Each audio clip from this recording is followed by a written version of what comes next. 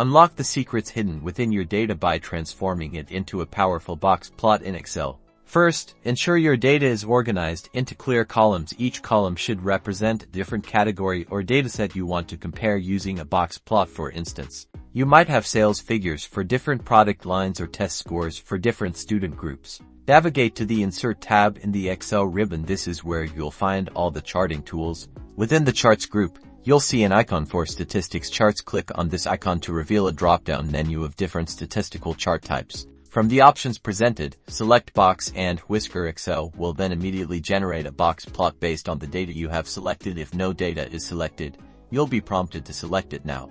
You'll now see a basic box plot on your worksheet. This initial view shows the median, quartiles, and potential outliers, giving you a foundational understanding of your data's distribution. Let's break down what you're seeing. The box itself represents the interquartile range, or IQR, containing the middle 50% of your data. The line inside the box is the median. The exact middle value. The whiskers extend from the box to show the range of the data, excluding outliers. Now, let's make it shine.